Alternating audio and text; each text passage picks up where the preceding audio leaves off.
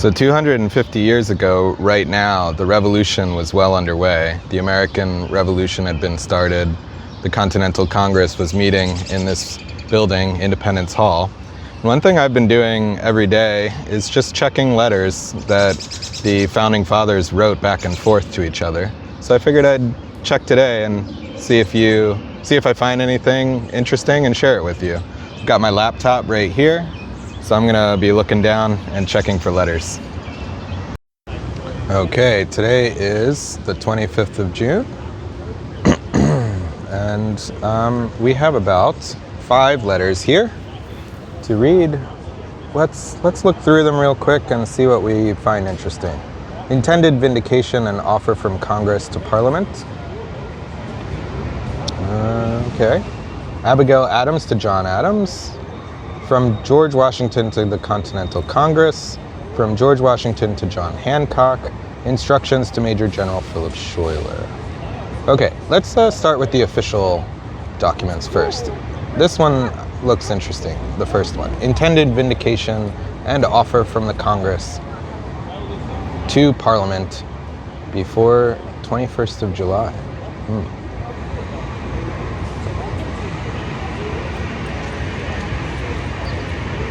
Oh wait, when is printed in the Public Advertiser, July 18th, 1777? Maybe we should wait to read this. The following paper, but it says the following paper. Okay, we'll read it.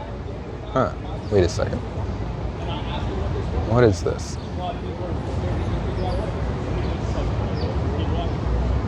Oh, okay, wait a second. Oh my gosh, this is super long.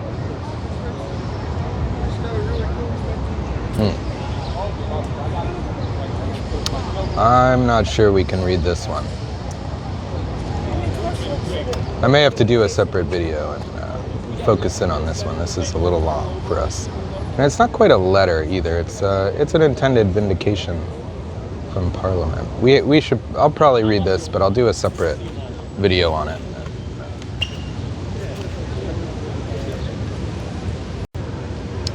Okay, let's check out from George Washington to the Continental Congress. Let's read this one. 25th of June, 1775. From New York.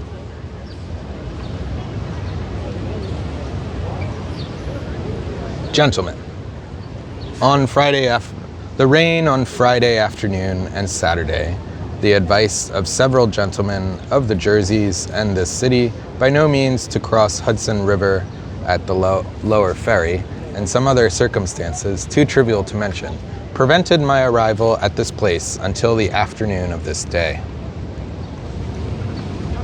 In the morning, after giving General Schuyler as such orders as, from the result of my enquiry into matters here, appear necessary, I shall set out on my journey to the camp at Boston, and shall proceed with all the dispatch in my power.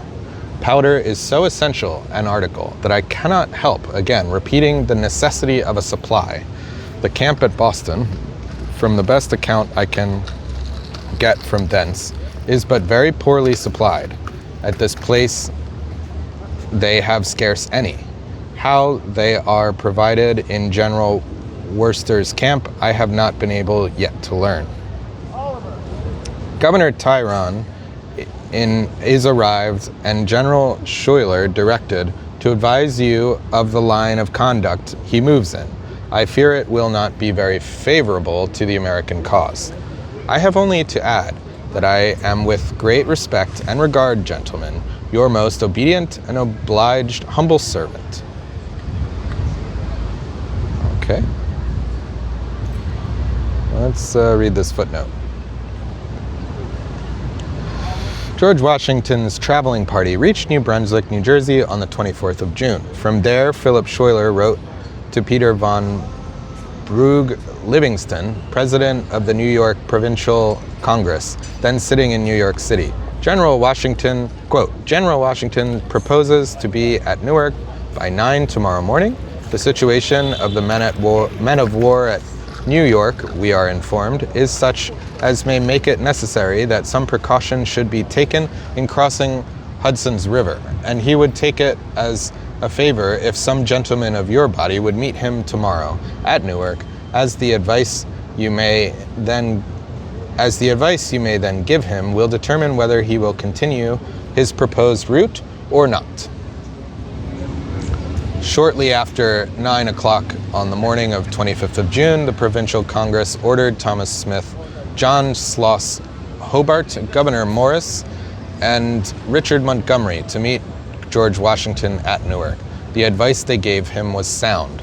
The lower Hudson River ferry running between Paulus Hook, now Jersey City, and a wharf at the foot of Cortlandt Street in New York was within a mile of the battery, off which lay the British warship Asia, ready to protect the king's friends in the city with its 64 guns. George Washington crossed this afternoon on the upper ferry from Hoboken to Colonel Leonard Lispenard's country estates, some 2 miles north of the city, near the foot of present-day Late Street, where he landed about 4 o'clock in the afternoon. 9 companies of uniformed New York militiamen and a host of other patriot leaders greeted George Washington and his companions on the beach. According to Loyalist Thomas Jones of New York, they were then conducted amidst the repeated shouts and huzzas of the seditious and rebellious multitude to Lispenard's house, where they dined, and towards evening were escorted to town, attended and conducted in the same tumultuous and ridiculous manner. The newspaper reported that the escorting throng included a great number of the principal inhabitants of this city than ever appeared here on any occasion before. And a Moravian pastor noted in his diary that, quote, at one church the minister was obliged to give over, for the people went out when the general came, who was received with much ado. The procession ended on Broadway at Robert Hull's Tavern, where George Washington probably lodged for the night. Interesting. Here are some other footnotes. You can pause and read about them as you wish. They're just little portraits of the men who were with George Washington. I'll skim through them as we go, and if something jumps out at me, I'll stop.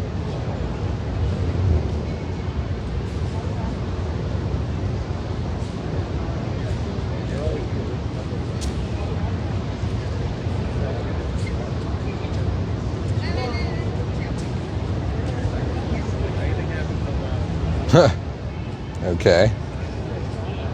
As it happened,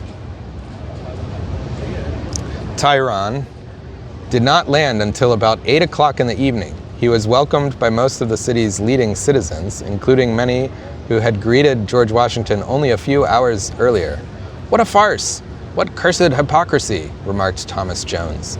William Smith of New York viewed events a bit differently. Mr. Tyrone was only attended by a crowd who received him at the ferry stairs and escorted him to Mr. Hugh Wallace's. He appeared grave this evening and said little. There was much shouting in the procession, a proof that the populace esteem the man, though they at this instant hate his commission and would certainly have insulted any other in that station. Okay, next let's check out what George Washington wrote to John Hancock.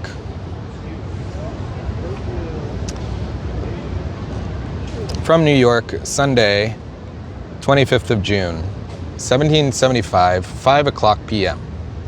Upon my arrival here this afternoon, I was informed that an express was in town from the provincial camp in Massachusetts Bay, and having seen among other papers in his possession a letter directed to you as President of the Congress, I have taken the liberty to open it. I was induced to take that liberty by several gentlemen of New York who were anxious to know the particulars of the affair of the 17th instant, and agreeable to the orders of many members of the Congress who judged it necessary that I should avail myself of the best information in the course of my journey. You will find, sir, that letter a great want of powder in the provincial army, which I sincerely hope the Congress will supply as speedily and as effectually as in their power.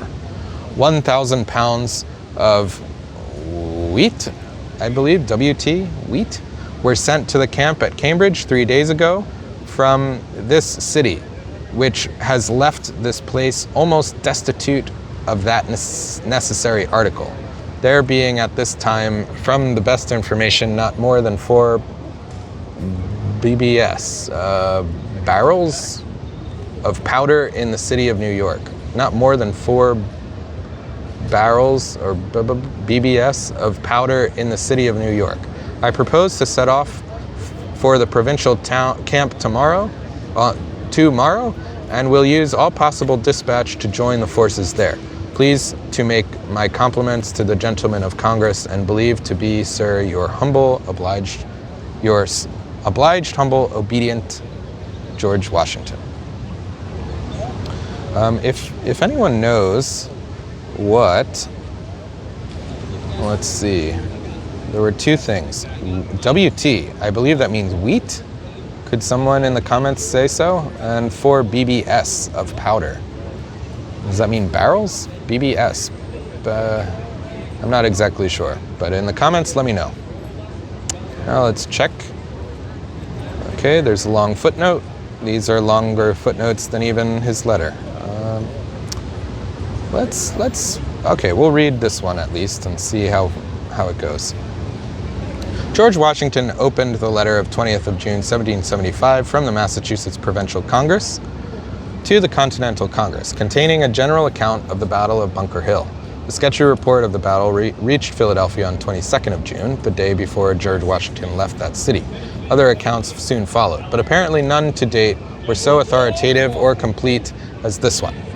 We think it our indispensable duty to inform you, wrote the members of Massachusetts Provincial Congress, that reinforcements from Ireland, both of horse and foot, being arrived, the number unknown, and having good intelligence that General Gage was about to take possession of the advantageous posts in Charlestown and on Dorchester Point, the Committee of Safety advised that our troops should prepossess them, if possible.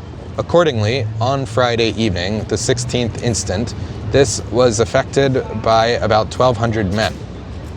End quote. There follows a detailed account of the battle on the following day. The letter then continues, quote, the number of killed and missing on our side is not known, but supposed by some to be about 60 or 70, and by some considerably above that number. Our most worthy friend and president, Dr. Joseph Warren, lately elected a major general, is among them. This loss we feel most sensibly. 3 colonels and perhaps 100 men are wounded. The loss of the enemy is doubtless great. By an anonymous letter from Boston, we are told that they exult much in having gained the ground, though their killed and wounded amount to about 1,000. But this account exceeds every other estimation. The number they had engaged is supposed to be between 3,000 and 4,000. If any error has been made on our side, it was in taking a post so much exposed. For American casualties, see George Washington to Hancock on 10th of 11th July 1775. We'll get to these. We'll get to all these letters.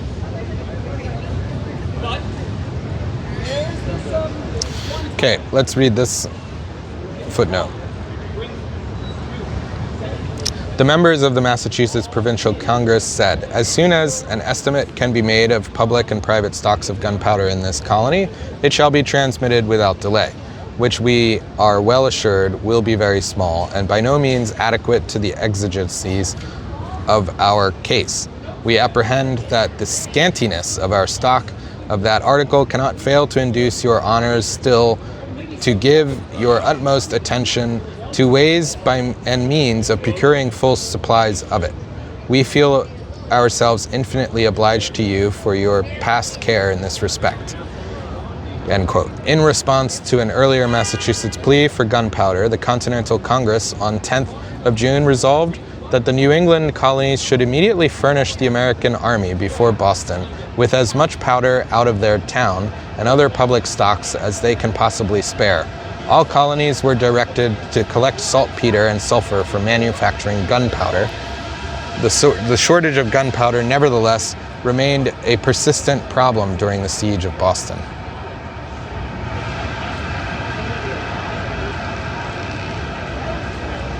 Okay, let's just finish off these last two footnotes. On the 20th of June, the New York Provincial Congress, learning that about 1,300 pounds of gunpowder could be brought to New York City, authorized the purchase of the entire supply and directed that 1,000 pounds be sent to the Army near Boston and 300 pounds to Ticonderoga. BBS is apparently an abbreviation for barrels. There you go. All right, so I guessed right. BBS is apparently an abbreviation for barrels. All right, last footnote number 4. George Washington's determination to pursue this journey to Cambridge without undue delay undoubtedly was reinforced by the last paragraph of the letter from the Massachusetts Provincial Congress to the Continental Congress. We beg leave humbly to suggest that if a commander-in-chief over the Army of the United Colonies should be appointed, it must be plain in your honors, to your honors, that no part of this continent can so much require his immediate presence and exertions as this colony. George Washington left New York City on the afternoon of 26th of June.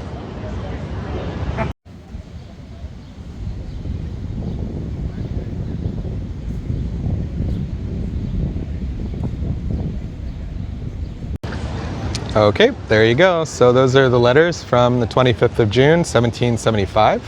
George Washington was in New York and he left tomorrow. I'll see you in the next one. Thanks. Bye.